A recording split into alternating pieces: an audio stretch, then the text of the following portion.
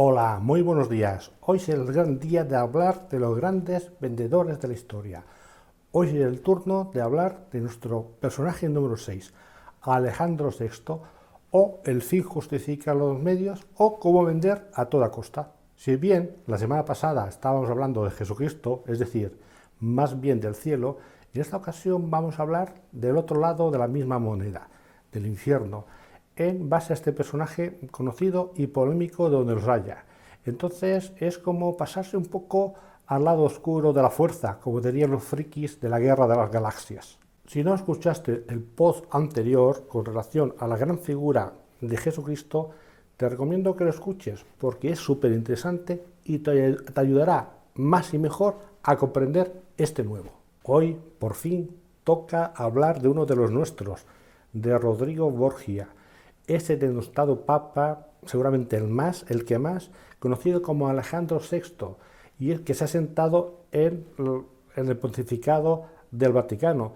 Y eso que durante toda la historia, la larga historia de la Iglesia, ha habido más de 266 pontífices que se han sentado en la cátedra de San Pedro. Este personaje fue un hábil político de la época y supo estar en todas las intrigas y manejarse muy bien en las distancias cortas para estar ahí, en primera línea, en una época en que todo era válido en pleno Renacimiento. Y también tenemos que decir que aparte de su buena fama, también aportó muchas cosas valiosas, te lo aseguro, pero siempre sabemos que lo peor siempre perdura mucho más que lo mejor. Y a pesar de todas las intrigas que manejó y todas las que padeció, supo mantenerse en el poder de una forma hábil y muy astuta. Menudo personaje tuvo que ser este paisano nuestro, este Alejandro VI. Recordemos, Rodrigo de Borgia. ¿Y quién fue realmente este paisano nuestro? Bueno, por la diferencia de la figura anterior de Jesucristo, sobre la cual realmente no tenemos documentación directa y veraz, en este caso, en el caso de Alejandro VI, sí que tenemos de sobra documentación, historias, anécdotas de todo tipo, sobre todo de sus detractores más que de sus seguidores, pero son hechos fehacientes que se aproximan bastante a la realidad de la época. Este papa, de origen valenciano y a su vez sobrino de otro papa anterior, de Calixto III, pues era un hombre de su época, de la época aquella tan convulsa de finales del siglo XV y principios del siglo XVI, donde el complot, la intriga y el asesinato era lo normal y lo lógico, fueras o no fueras hombre de la Iglesia. Daba exactamente igual mientras estuvieras en la cúspide del poder y para mantenerte tenías que actuar de una forma en ocasiones muy despiadada. Mujeriego, padre de una numerosa prole, de hijos, digamos, ilegítimos, bueno, todo un personaje de su época y no tan distinto a otros muchos. Entonces, digamos que moralmente era como mínimo cuestionable. ¿Y en qué influyó nuestro Papa, este personaje tan polémico en su época? Pues básicamente, digamos que como mínimo en tres aspectos. Primero, nos vamos a fijar en su labor propia como Papa. Fue digamos que consolidó el poder de la Iglesia en una época realmente convulsa de la misma, a finales del siglo XV y, como hemos dicho, a principios del siglo XVI. Restauró muchos palacios, digamos, recuperó muchas iglesias, creó órdenes, hizo toda una serie de cosas para que el poder de la Iglesia fuera el que fue antaño, en una época en que todo el mundo iba a su rollo. Y hay que recordar que fue, como hombre de Iglesia, un defensor al 100% de la fe católica en defensa del creciente poder turco de la zona. Si miramos un poco más de cerca nuestra historia, fue el que concedió el título a los reyes de Castilla y de Aragón, Isabel y Fernando, el título de reyes católicos como, digamos, defensores a ultranza de la fe católica en Occidente. Fue el Papa que envió a los primeros misioneros a la nueva tierra descubierta por Colón, América, para evangelizar a sus gentes, tal como fue el caso del famoso Fray Bartolomé de las Casas, defensor de la causa india ante el poder establecido. Segundo, como hemos dicho, promovió la construcción y la renovación de palacios y de iglesias en la misma Roma, con enriquecimiento y apoyando sobre todo el arte y la cultura de la época. De hecho, fue un gran mecenas de la época y con ello contribuyó, por ejemplo, a que artistas como Rafael, Miguel Ángel estuvieran allí en Roma, enriqueciendo y de alguna forma embelleciendo la ciudad por los cuatro costados. Eso hay que reconocérselo también. Y tercero, destacó como gran diplomático y mediador entre todas aquellas grandes potencias de la época que no hacían más que pelearse entre sí, destacando siempre su labor de mediación y también imponiendo en no pocas ocasiones su propia opinión en beneficio suyo, pero también de la Iglesia.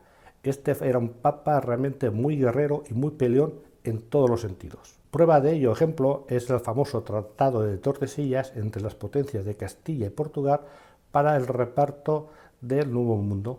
Como hombre de la época, se hizo valer también a nivel político, e imponiendo sus ideas, y hay que reconocer que impulsó las exploraciones, como fue el caso de Cristóbal Colón y de otros exploradores también conocidos. Se podría decir muchas cosas en detrimento de Alejandro VI, pero nunca se podrá decir que era un gandul y un vago. ¿Y qué cualidades nos dejó como gran vendedor de la historia? Este carismático papa nos dejó varias improntas que se pueden destacar como esos grandes vendedores de la historia, con una serie de características de las cuales vamos a destacar tres. Primero, la importancia siempre de ser un gran negociador, y Alejandro VI lo era, para conseguir aquellas ventajas que necesitaba para la Iglesia y para sí mismo, y eso que estaba peleando y hablando con grandes potencias mucho más poderosas que el Vaticano. Del mismo modo, tú como vendedor tienes que transformarte en ese gran negociador para obtener los rendimientos que tú necesitas. Segundo, el valor de ser astuto, rápido, sagaz y sobre todo fulminante para salirse con la suya y permanecer tanto tiempo en el poder en una época tan convulsa. Tú, como vendedor, tienes que ser diligente, tienes que ser astuto, tienes que ser sagaz para detectar las necesidades y las oportunidades en casa de ese cliente. No pierdas la mínima ocasión para hacerlo, porque con ello siempre, digamos que marcarás una pica en Flandes, es decir, darás un gran paso. Y tres, la importancia de ser generoso, muy generoso, para crear esas lealtades en torno a su figura y su gran carisma. Tú, como vendedor, también tienes que ser generoso con el cliente, con tu empresa, con tus colaboradores, porque ya lo hemos dicho en otra ocasión, si lo quieres todo, estás perdido. Y también nos enseñó cómo en la antigua Roma todo se podía comprar y vender, incluso aprovechándose de la familia como hizo él. Con su más famoso hijo, César Borgia, realmente se convirtió en su más leal servidor, en su brazo armado para intimidar y realizar aquellas conquistas que Alejandro VI necesitaba. Este personaje de César Borgia fue quien realmente inspiró a Maquiavelo en la figura del príncipe, de ese personaje, digamos, maquinador y maquiavélico de la época, que de hecho de ahí toma su nombre. Y con su conocida hija Lucrecia Borgia, como forma de utilizarla, de alguna forma su belleza y el hecho de ser mujer, para sellar cualquier tipo de matrimonio, para lograr esas alianzas que Alejandro VI necesitaba. Era la política del braguetazo puro y duro, y que tanto se llevaba en aquella época, y Alejandro VI lo supo aprovechar de forma muy inteligente. Casi nada fue esta prole de los Borgia en aquella época.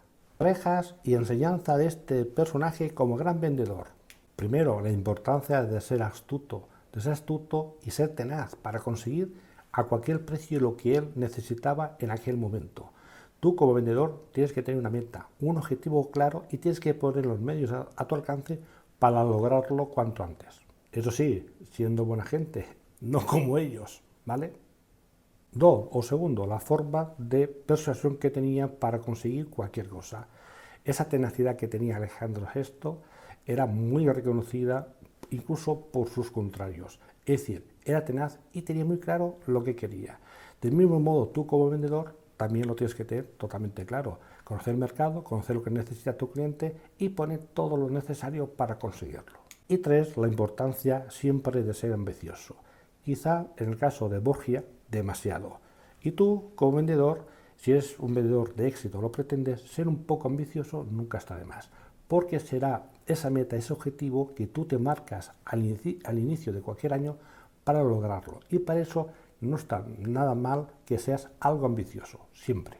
Porque el tener siempre metas realistas, pero digamos fuertes, duras, interesantes, siempre es un fin que tienes que tener en mente. En resumen, el aprender de Alejandro VI tiene que ver con la ambición, con el ser constante, con la lucha, con no perder el foco. Todo aquello que un buen vendedor tiene que tener a mano y siempre en mente. Eso sí, siendo buena gente, porque el asesinato hoy por hoy está muy mal visto. ¿Qué te ha parecido el vídeo de esta semana? Espero que me pases tus comentarios y aquellas otras propuestas de personajes, de grandes personajes históricos que tú consideres que han sido grandes vendedores, para hacer un vídeo de ello. Y para finalizar diré que me han llegado comentarios del por qué no tratamos de una mujer vendedora. Pues sí, tienen toda la razón. A la próxima semana hablaremos de esa mujer, una mujer poderosa que cambió el mundo comercial con un antes y un después de su época. Nos vemos, chao.